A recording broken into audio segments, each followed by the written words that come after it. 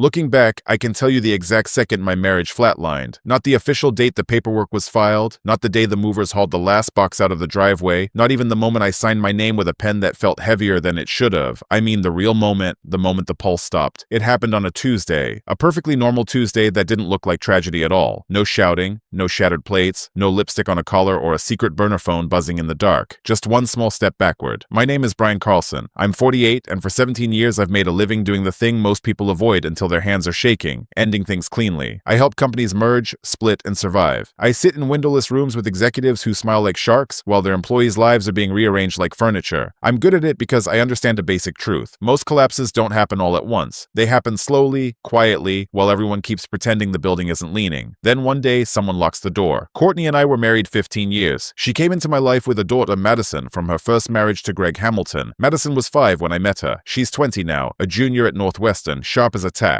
The kind of kid who uses words precisely and still remembers to say thank you. For years, I told myself our family worked because Madison was the glue. I thought I was the steady one, the reliable one, the guy who showed up when it mattered. The father figure Courtney's first husband never managed to be. I thought Courtney appreciated that. I was wrong. That Tuesday, I came home around 7:30 p.m. I'd closed a deal that afternoon, clean acquisition, $42 million, the kind of win that makes your shoulders loosen without you realizing you've been carrying them up by your ears all week. I remember the weather because it was the kind of evening that tricks you into thinking your life is stable. Warm air, a soft breeze, the smell of someone grilling 2 houses down, the world offering you calm like it's a guarantee. I walked into the house already imagining the little rituals that used to mean something. Maybe a decent bottle of wine, maybe the back deck we refinished together 3 summers ago when we still acted like building things side by side meant we were building a life. Courtney was in the living room on the couch, scrolling her phone. The TV was on but muted, some reality show flickering in the background like a fake heartbeat. I walked over, arms open, leaning in for our usual hug. Nothing romantic, not a movie moment, just the daily human signal. I'm home. I'm safe. I'm with you. Courtney stepped back, not a flinch, not startled. A deliberate, measured step backward, like I was reaching to hand her something contaminated. Don't, she said. One word. Flat. Administrative. Then she added, without looking up from her screen, I'm not playing wife tonight. It landed in the room like a stapled memo. I froze with my arms still half lifted, hovering in the air where she should have been. For 3 seconds I waited for the rest of the sentence. The softening, the laugh,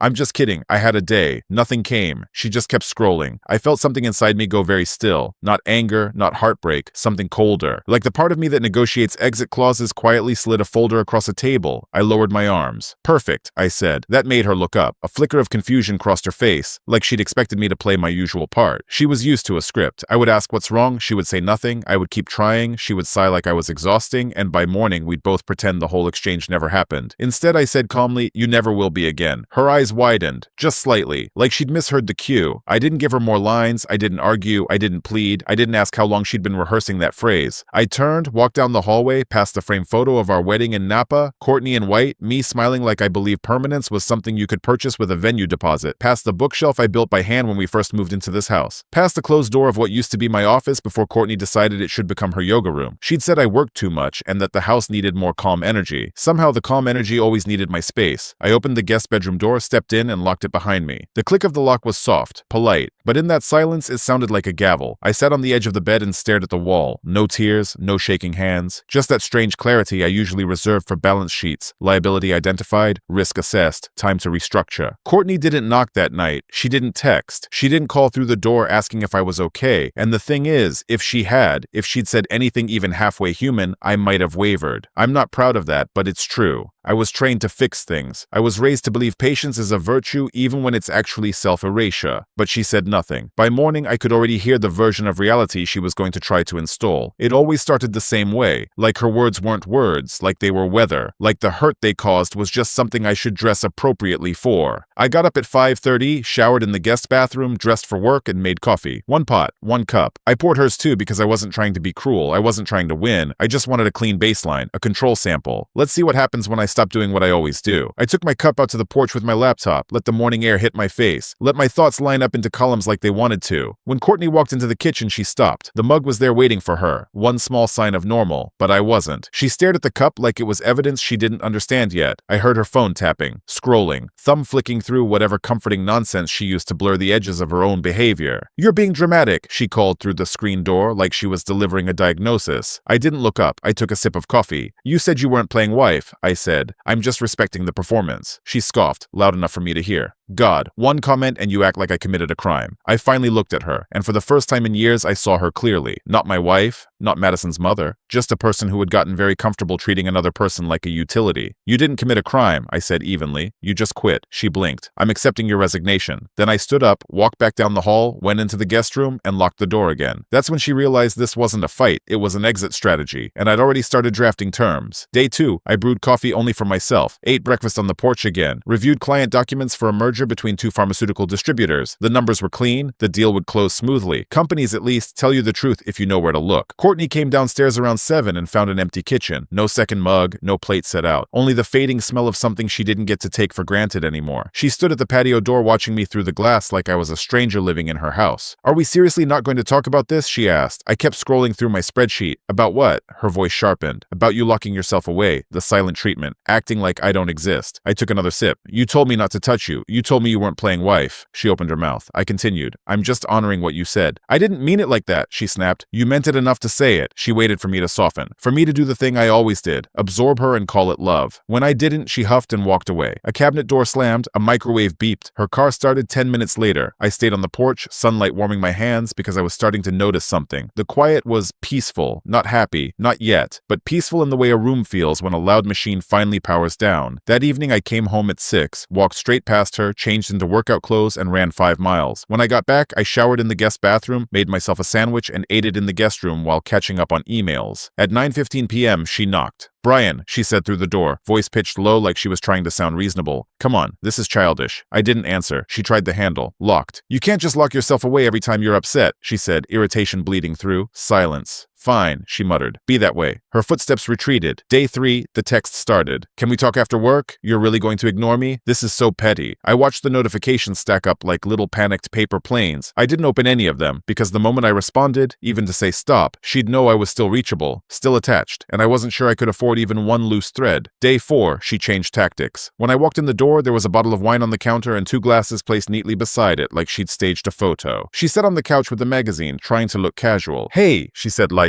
I thought maybe we could just talk, clear the air. I looked at the wine, looked at her, at the performance. I don't drink on Thursdays, I said. It was true. I had early meetings on Fridays, but the truth didn't matter. What mattered was I wasn't taking the bait. Brian, seriously? Her voice rose. I'm trying here. I walked down the hall, closed the guest room door, locked it. That night at 11:47, my phone buzzed. I'm sorry. I didn't mean it like that. I was just tired and stressed. Can we please move past this? I read it. Then I set my phone face down and went to sleep. By Friday, she'd upgraded from wine to gin, which told me something important. Wine was her social drink. Gin was her father's drink, and Courtney hated her father. When I walked past her in the kitchen, she stood there holding her glass like a weapon. How long are you going to keep this up? She demanded. I paused, turned, met her eyes for the first time in days. Keep what up? This, she gestured at the empty air between us like it was a crime scene. This silence, this locking doors, this acting like I don't exist. You said you weren't playing wife, I replied calmly. I'm honoring your boundaries. Her mouth opened, closed, opened again. I didn't mean, you did, I said, and I believed you. I locked the door again, and for the first time since Tuesday, I heard fear in her footsteps. Not fear of losing me as a person, fear of losing what I did. By the end of week 1, Courtney realized she needed reinforcements. She called her sister Stephanie. I heard it through the wall, Courtney's voice coated in that forced casual tone she used when she wanted someone to join her version of reality. Hey Steph, yeah, I know, it's been a while. Listen, Brian's been acting really strange. No, nothing like that. He's just cold and distant and won't talk to me. I don't know what I did. She knew exactly what she did. 15 minutes later, her voice got tighter. Okay, yeah, I'll figure it out. Thanks. The call ended abruptly. No warm goodbye. Just the hollow click of someone politely dismissed. That afternoon, she tried Colin, my best friend since college, the guy who stood next to me at our wedding, the guy who'd endured Courtney's passive-aggressive comments at every barbecue for 15 years and still showed up with a smile. I was in the garage organizing tools, moving things I'd want, leaving behind what I didn't. Through the open window, I heard her. Hey Colin, it's Courtney. Is Brian okay? He's been really off this week. Pause. Oh, he told you we're having issues? Longer pause. Can you tell him to call me? Whatever Colin said must have been short because 5 seconds later, Courtney said, right, okay, thanks, click. I kept sorting. Wrenches to the left, screwdrivers to the right, everything categorized, everything accounted for. Monday, she crossed a line I didn't expect. She called my barber. Pat had been cutting my hair for 12 years. Old school Italian guy, 2-chair shop downtown. The kind of place where men go to think quietly while someone trims away what's grown too heavy. When I walked in that afternoon, Pat threw the cape around my shoulders and said, Your wife called. I know, I said. He made air quotes with his scissors. Wanted to know if you said anything weird lately. What did you tell her? Pat grinned at my reflection. I told her you wanted short on the sides, neat on top, same as always. I laughed once. Small. That wasn't what she meant, Pat added. But that's all she's getting. I nodded. I appreciate that. He glanced at me in the mirror. You okay, Brian? I thought about it. About the quiet. About the lock. About the strange relief. Better than I've been in years, I said. That night, Courtney waited in the living room with arms crossed, face tight like she'd been practicing.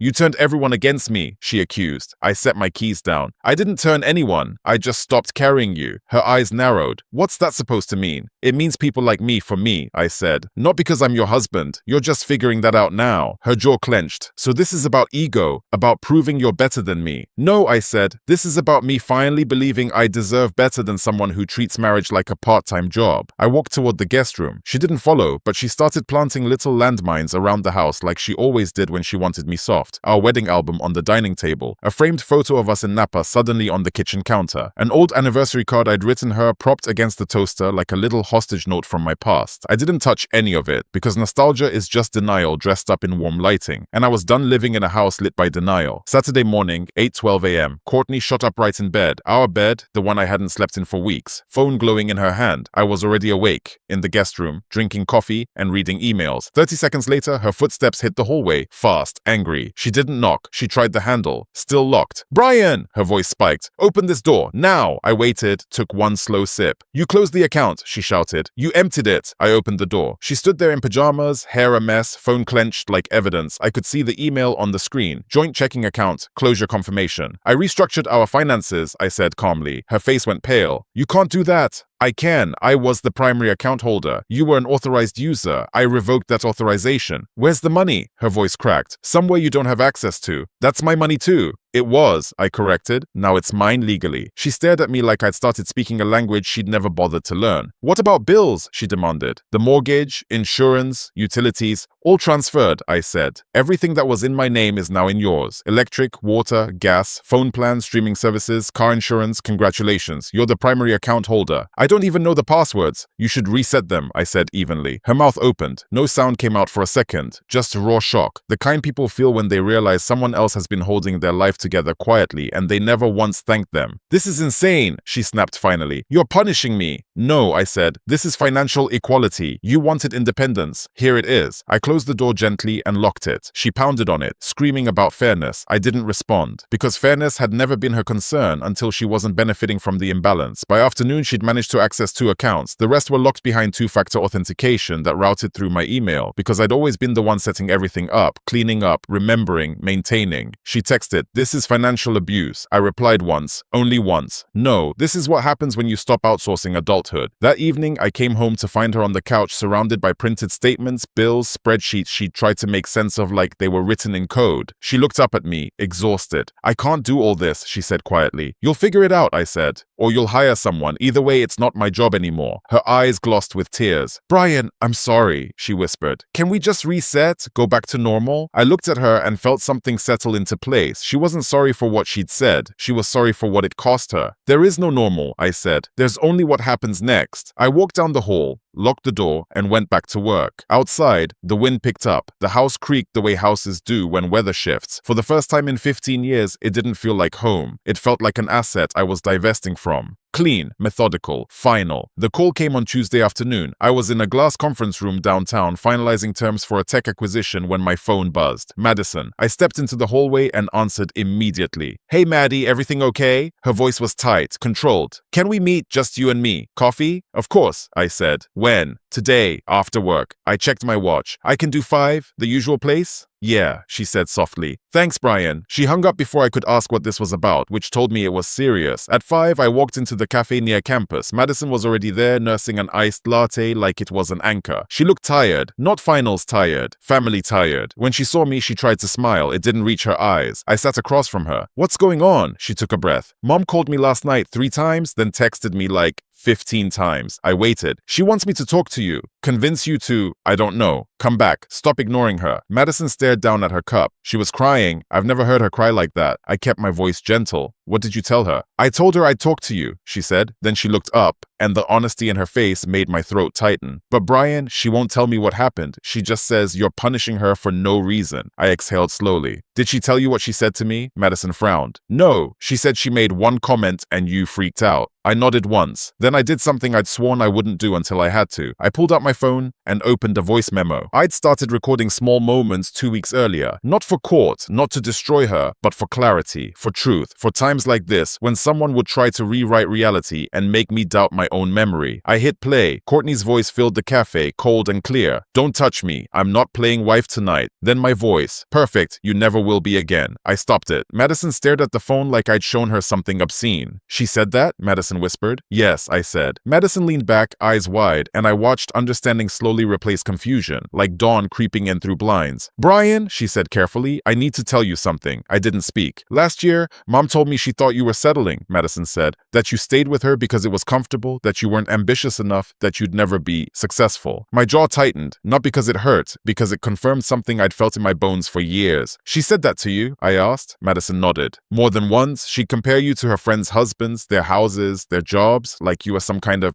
charity case. I felt the coldness in my chest deepen, not into pain, but into clarity. Madison's eyes filled. I need you to know, I said quietly. I love you like you're my own daughter. I have since you were 5. None of this changes that. Madison wiped her cheek fast, like she hated letting emotion show in public. I know, she whispered. And honestly, you've been more of a father to me than Greg ever was. I held her gaze. Your mom and I are done. She absorbed it, then nodded once. Good. I blinked. Madison continued, voice steady now. I've watched you take care of her for 15 years, handle everything, fix everything, and she never once said thank you. Not really. I've always seen it. She reached across the table and squeezed my hand. I'm not picking sides, she said softly. But if I were, I'd pick you, because you actually showed up. My throat tightened so hard I had to look away for a second. Whatever you need, she added. I'm here. I squeezed her hand back. Thank you. When I got home that night, Courtney was waiting in the living room like she'd been waiting for a verdict. She knew Madison and I had met. What did you tell her? She demanded. The truth, I said. You turned my own daughter against me. No, I said calmly, and my voice didn't shake. You did that yourself. I walked down the hall, locked the door. Behind me, I heard her cry. Real sobs this time. Not performance, not manipulation. Just the sound of someone realizing the world doesn't keep forgiving you just because you say family, like it's a magic word. The letter arrived on Thursday. Plain envelope, no return address, postmark from Denver. Inside was a single handwritten note on hotel stationery. Brian, we haven't met, but I think we should. I'm in town next week, Wednesday, 6 p.m., Miller's Tavern downtown. I'll be at the bar.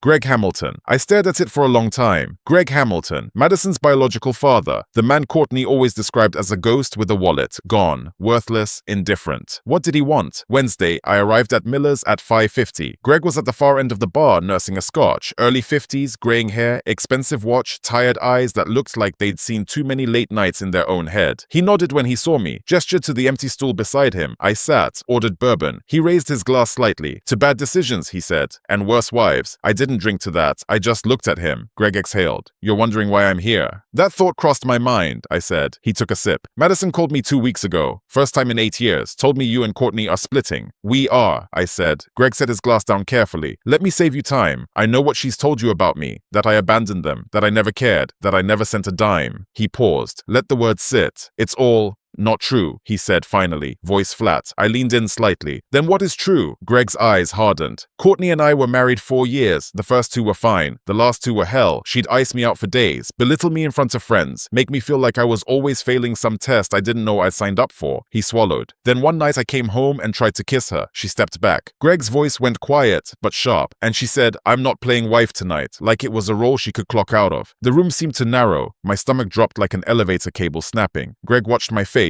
and nodded like he'd expected it. Yeah, that look, he continued. I left the next day, filed a week later. She got full custody because I didn't fight. I was broken. I just wanted out. But you disappeared? I said. Madison thinks you didn't care. Greg's laugh was humorless. I sent child support every month for 16 years. Never missed one. He pulled out his phone and showed me scanned bank statements. Payments every month. $1,800. 16 years. I stared. She told Madison I never sent anything, Greg said. She pocketed the money and lied. I felt sick. click, not because of Greg, because of how familiar it was. She does this, Greg said quietly. She finds stable men who'll build a life. Then she drains them until there's nothing left. When you're empty, she moves on. I held the edge of the bar like I needed something solid. Why are you telling me this? I asked. Because Madison deserves the truth, Greg said, and because you deserve to know you're not crazy. This isn't on you. He leaned closer, and because when you file, you need a forensic accountant. Courtney's hiding money. She did it to me. She'll do it to you. Find it before she moves it. We sat in silence for a moment. Two men from two different chapters of the same book. Thank you, I said finally. Greg shook his head. Don't thank me. Just get out while you still can. I left at 7:30 and drove home in silence. When I walked in, Courtney was on the couch scrolling her phone like the world was still hers to curate. She didn't look up. I didn't speak. I just walked to the guest room, locked the door, and started making calls. A week later, my phone buzzed while I was reviewing documents. A notification. Business news. A tech startup I'd invested in years ago was being acquired. A major buyout. Numbers so clean and sharp they almost looked unreal. I clicked the article, skimmed, scrolled down. There it was, my name, listed among early-stage investors. The investment, $25,000 I'd put into a friend's AI project back in 2018. A calculated risk. I'd mentioned it to Courtney once, casually, like you mentioned trying a new restaurant. She'd rolled her eyes. Tech nonsense, she'd called it. Throwing money away. My share of the acquisition, $4.2 million.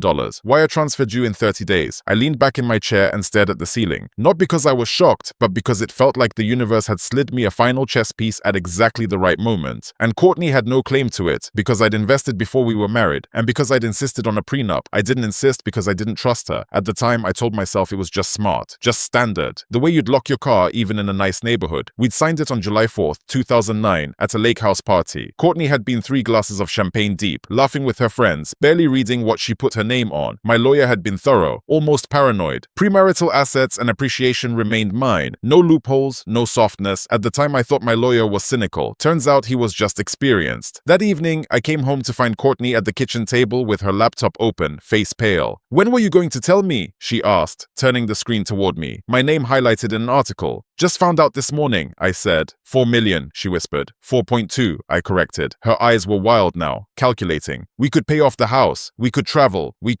We aren't doing anything, I said, voice calm. Her mouth dropped open. What? That money is mine, from before we were married. We're married, she snapped, like the word was a weapon. What's yours is mine. Actually, no. I pulled up my phone, opened the PDF of our prenup, and showed her the signature page. Her signature, July 4th, 2009. Her face went white. What is this? She croaked. A prenup, I said. You signed it at the Henderson's lake house. You said it was just a formality and signed without reading. This can't be legal. It is, I said. You had independent counsel available. You chose not to use it. You tricked me. I looked at her, really looked. I handed you a contract. You signed it without reading. That's not trickery. That's negligence. Her hands shook. So you're just going to keep millions to yourself while I'm drowning in bills? Yes, I said. That's not fair. I gave her the same line I'd used through a locked door weeks earlier. Life rarely is, but it's legal. She stood up so fast the chair toppled backward. You cold, calculating man, she hissed. You planned all of this. I prefer prepared, I said, but bastard works too. I walked down the hall and locked the guest room door. Behind me, she sobbed. Ugly, real animal sounds that come from realizing you've lost something you never truly owned. The next morning, she called her lawyer. I could hear her voice rising through the walls like a storm. By afternoon, she'd calmed down enough to send me a text dripping with fake maturity. Can we talk about this like adults? I'm sorry for calling you names. We can work something out. I didn't reply. That evening, I met with my attorney. We drafted divorce papers. Clean, simple, irreconcilable differences. The prenup made it almost mechanical. No alimony, no division of premarital assets, no claim on the business income, no claim on the investment payout. She would get the house and the car in her name, and whatever was left in her personal accounts. I would get everything else. My lawyer looked over his glasses. She'll fight. Let her, I said. The prenup is ironclad. What about Madison? Madison's 20, I said. But I'm setting up a trust for her. $500,000. Grad school, life, whatever she needs, separate from the divorce. My lawyer's expression softened slightly. He nodded. That's good. She's my daughter, I said. Even if the marriage is over. I signed. When I got home, Courtney was waiting like she'd been waiting for a ransom demand. We need to talk about the money, she said. There's nothing to talk about. Brian, please, she whispered, voice suddenly sweet. I'm sorry for everything. Can we start over? I watched her face as she said it. Watched how her eyes kept flicking. Not to me, but to the idea of what I represented. I shook my head. No. Why not? Because the day you said you weren't playing wife, I said quietly, quietly, I stopped playing husband. Then I added, because it was the truest sentence I'd spoken in years. And unlike you, I don't go back on my word. I closed the door. This time, I didn't lock it to keep her out. I locked it to keep me in. Safe, clear, unreachable. She tried therapy. I knew because she left a business card on the counter where she knew I'd see it. Dr. Jennifer Walsh, PhD relationship counseling. Narcissistic personality patterns, subtle. 2 weeks later, she knocked softly at the guest room door. Brian, she said, voice careful. Dr. Walsh thinks we might benefit from couples counseling. I opened the door enough to look at her. Just one session, she added quickly. For closure, if nothing else. She looked tired, desperate, maybe even human. I studied her for a long moment. Fine, I said. One session, but I picked the therapist. Okay, she said too fast. Whoever you want. I called Dr. Richard Brennan, a psychologist Colin recommended, someone who specialized in high-conflict divorces and didn't tolerate manipulation disguised as emotion. Thursday at 4 o'clock, we sat on opposite ends of a long couch. Dr. Brennan was in his 60s, grey beard, calm eyes, the kind of presence that makes you feel like nonsense won't survive long in the room. He looked at Courtney. Why don't you start? What brought you here? Courtney launched into her version like she'd rehearsed it in the mirror, how I'd become distant, how I locked myself away over one comment, how I was financially punishing her, how she wanted her husband back. Dr. Brennan listened, took notes, then turned to me. Your perspective. I pulled out my phone and played the recording. Courtney's voice filled the office. Don't touch me. I'm not playing wife tonight. My voice followed. Perfect. You never will be again. I stopped it. Dr. Brennan's expression didn't change. He just nodded slowly. And how did that make you feel, Brian? He asked. Relieved, I said. Courtney's head snapped toward me. Relieved? She finally said out loud what she'd been communicating for years, I said, that our marriage was a performance she was tired of. That's not what I meant, Courtney snapped. Brennan held up a hand. Mrs. Carlson, let him finish. I'm done, I said simply. That's all I need to say. Dr. Brennan turned to Courtney. Do you love your husband? Of course I do, Courtney said, quickly. What kind of question? Dr. Brennan's voice stayed gentle. Tell me why you love him, specifically. Courtney opened her mouth, closed it, opened it again. He's stable, she said finally, like she was picking from a menu. He provides. He takes care of things. Dr. Brennan nodded. Those are functions, not feelings. Courtney's face flushed. That's not fair. It's a simple question, he said. She looked at me, then the doctor, then down at her hands. I don't know, she whispered. Dr. Brennan turned to me.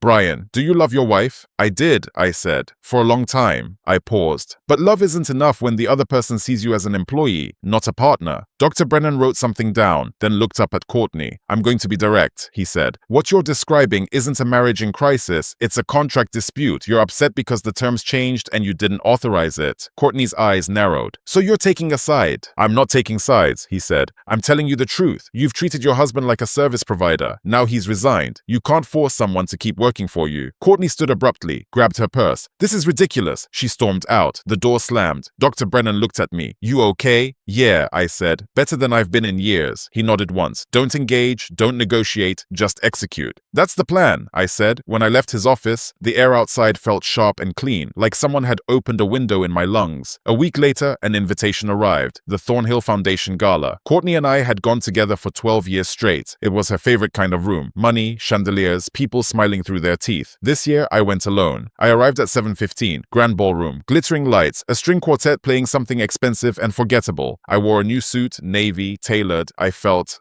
lighter. Colin met me at the bar. Looking good, man. Better than expected, I said. Courtney would come. She never missed a stage. At 7:40 she arrived. Black dress, high slit, hair perfect, scanning the room like a hunter. When her eyes found me, they widened. I was standing with a group of investors I'd met through the acquisition news, sharp people, quiet power, and beside me was Dr. Sarah Torres, a venture capitalist I'd known for years. Brilliant, elegant, tonight my +1. Not romantic, not yet, but the possibility hung in the air like expensive perfume. Courtney started toward us. Sarah glanced at me. That her? Yeah, I said. Want me to run interference? No, I said. She can't touch me anymore. Courtney reached our little circle and plastered on a smile. Brian, she said brightly, I didn't know you were coming. Why wouldn't I said. I've been a donor for 8 years. Her eyes flicked to Sarah, then back. I thought maybe we could talk after, she whispered. There's nothing to talk about, I said calmly. The divorce papers were filed yesterday. You'll be served Monday. Her face drained of color. You filed? She croaked. Yes. Her voice dropped, urgent. Not here. Then leave, I said, still calm, because I'm staying. The air around us shifted, people pretending not to listen while their attention sharpened. Courtney stood there one more beat, then turned and walked out. Her heels clicked on marble. The sound faded. Sarah exhaled softly. You okay? Yeah, I said, and I meant it. I really am. Later, near the fountain outside, Madison was waiting. She'd driven down from Northwestern. Hey, she said. Hey, Maddie. Mom called me, she said. She's upset. I know. She said you embarrassed her. I told her the truth, I said. That's all. Madison nodded. Good. She paused, then added quietly, I met Greg last week. He told me about the child support, about everything. My chest tightened. How do you feel? Madison swallowed. Angry, but not at him, at her, for lying to me my whole life. I pulled her into a hug, right there by the fountain, while ballroom music hummed behind us like a life I no longer belonged to. You're going to be okay, I said. I know, she whispered, because I have you. When I got home that night, the house was empty. Courtney had left, packed a bag, gone to her sister's. There was a note on the counter like an afterthought. I walked through the rooms, the kitchen where she tried to lure me back with wine, the living room where she clocked out of marriage, the hallway full of stage photos. It didn't feel like home. It felt like a building I was about to vacate. And that was fine, because home isn't a place, it's a feeling, and I hadn't felt it there in years. Months later, the divorce finalized exactly the way I knew it would. Clean, simple, the prenup held without a crack. Her lawyer tried every angle, claimed she didn't understand, claimed coercion, suggested I manipulated circumstances to get her signature. The judge reviewed the contract, independent counsel clause, waiting period, notarized statements, denied every motion. Courtney got the house, the car in her name, her personal accounts, around 80,000 total. I got everything else. The business income,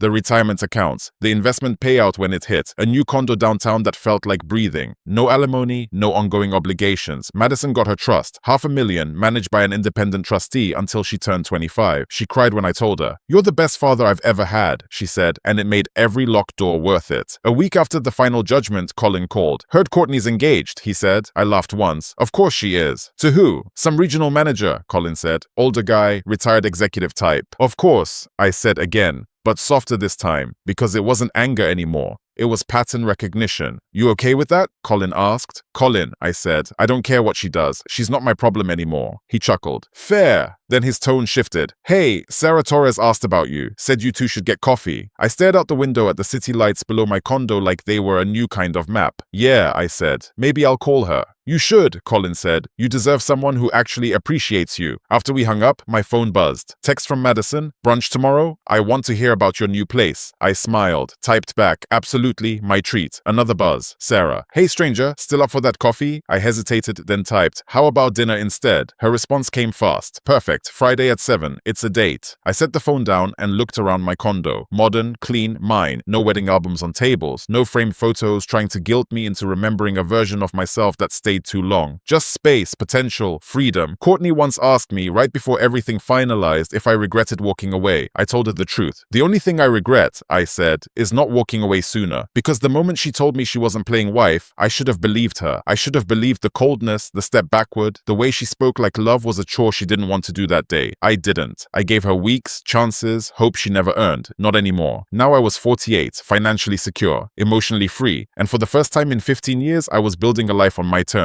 No performances, no scripts, no pretending. Just me, finally living, and that felt better than any marriage ever had.